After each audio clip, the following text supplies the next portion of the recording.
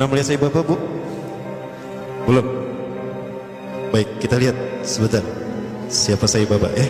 Beberapa ciri-ciri Dajjal ada pada saya Bapak. Ada seorang janda punya anak 4. Dia datang pada saya Bapak dan berkata, "Wahai saya, Anda adalah Tuhan kami, Anda Tuhan saya. Saya seorang janda sudah 4 tahun ditinggalkan oleh suami saya. Saya punya anak 4, kami miskin saya. Kami ingin merubah hidupnya. Anda adalah Maha Kaya Tuhan kami, tolong kami beri karunia." Saya Bapak hanya menggerakkan tangannya, maka emas keluar dari tangannya. Diberikan pada wanita janda tadi. Saya Bapak berkata begini, "Kamu ragu saya Tuhan kamu? Coba apa yang bisa dilakukan Tuhanmu, saya akan melakukannya." Maka apapun yang diminta oleh Syekh tadi, saya Bapak melakukannya. Maka apa yang terjadi?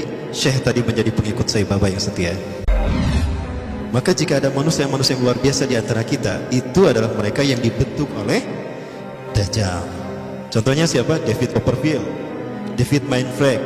Siapa lagi? Para The Master ya. Nah, jangan salah perasaan. Ada juga Rael juga sama. Dia seseorang yang tadinya tidak tahu apa-apa, sesuatu yang orang yang menganggap biasa, tiba-tiba dia menjadi seseorang yang luar biasa, supernatural, luar biasa. Itu juga sama. Termasuk juga saya Bapak. Pernah melihat saya Bapak, Bu? Belum? Baik, kita lihat sebentar siapa saya Bapak ya. Beberapa ciri-ciri Dajjal ada pada saya Bapak. Yang pertama, Rasulullah SAW menyebutkan, apabila engkau melihat Dajjal, maka engkau akan melihat di kepalanya sesuatu mirip mahkota. Saya berpikir, mahkotanya seperti apa? Jangan-jangan ini nih, Brekele, itulah mahkotanya. Oh betul loh, jangan salah. Rambutnya itu mahkota Dajjal. Oke. Kemudian dari aura tatapan matanya adalah sihir. Maka siapapun yang terkena pas tatapannya bertemu, itu maka dia ada dalam kendali Dajjal. Hatinya ada dalam genggaman Dajjal. Lihat mata saya Bapak. Dan saya Bapak selalu menggunakan pakaian yang digunakan oleh Nabi Isa, kata Rasulullah nanti. 3 warna, serupan warna merah, oranye, kuning dan putih. Saya Bapak selalu menggunakan itu. Para pengikut saya Bapak banyak tersebar seluruh dunia. Terbesar kalau di Indonesia ada di Magelang, Jakarta, Surabaya. Para pengikut saya Bapak disebutnya Deputi. Pemimpin Deputi Indonesia, pengikut saya Bapak adalah pemimpinnya Anand Krishna. Pernah mendengar Anand Krishna ya? Masih hidup Anand Krishna? Nah, Anand Krishna ini adalah pemimpin pengikut saya Bapak. 20 ciri-ciri Dajjal ada pada saya Bapak. Nah kemudian ada pesawat di Venezuela ketika take off baru 2000 atau 3000 kakian itu terjadi turbulensi. Ya, pilotnya sudah pasrah saja. Kopilotnya keluar dan berkata, "Siapa di antara kalian yang menjadi pengikut saya Bapak?" Ternyata pramugarinya, "Saya." "Cepat berdoa untuk saya Bapak, minta kepadanya agar dia menolong kita." Maka dia kemudian masuk ke ruangan tertentu, dia berdoa kepada saya Bapak, entah gimana doanya. Maka seketika itu pula turbulensi hilang dan pesawat itu normal kembali dan bisa mendarat di tempat tujuan, landing dalam keadaan aman. Nah ini saya Bapak. Berikutnya juga ya, masih terkait saya Bapak. Ada seorang janda punya anak 4. Dia datang pada saya Bapak dan berkata, "Wahai saya, Anda adalah Tuhan kami, Anda Tuhan saya.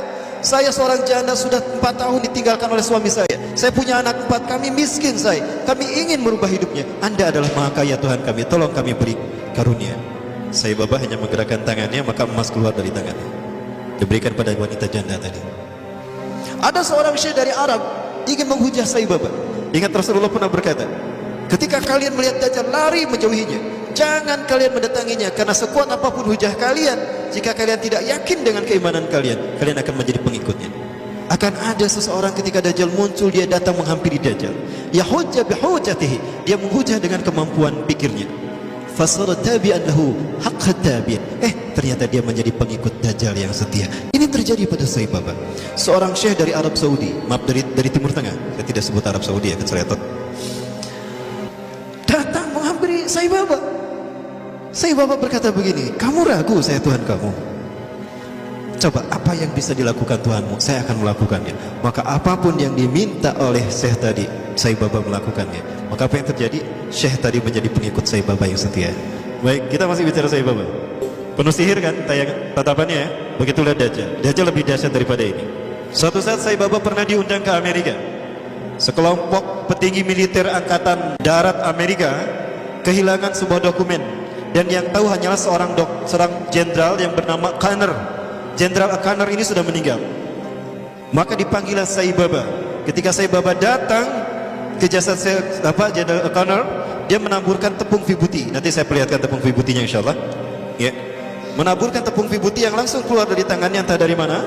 Maka dengan cara diusap, sebagaimana Nabi Isa AS membangunkan jasad yang sudah mati. Maka apa yang terjadi? Jenderal Kanner bangun. Maka ditanya, di mana arsip itu? Oh, arsipnya di sana. Dia pergi, diantar pakai mobil, dibukakan arsipnya. Ketemu arsipnya.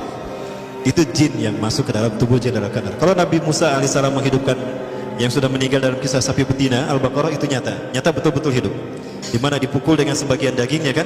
Fatribuhu bi ba'diha. Pukul dengan sebagian dagingnya. Itu betul-betul hidup. Nah, dia pernah melakukan apa yang semacam hal itu ya. Jenderal Kanner pun bagus. Kemudian ada hal yang menarik lagi terkait dengan Sai Baba. Saya coba perlihatkan tepung vibuti yang dia keluarkan, yang dengannya dia menyembuhkan orang yang buta, ya, menyembuhkan orang yang sudah membangunkan orang yang sudah mati. Tapi sekali lagi ini biiznillah, dengan izin Allah. Allah mengizinkan kepadanya untuk melakukan itu sebagai sebuah istidraj, rangsangan, ya. Apakah dia mau bertobat atau kembali kepada Allah Subhanahu wa taala? Sebelum ini muncul, ya ini agak lama. When Sai Baba removes his hand from the upturned pot, the vibhuti ash stops flowing. Seseorang berani menjual rumahnya, menjual mobilnya demi mendapatkan tepung vibuti walaupun hanya setitik saja.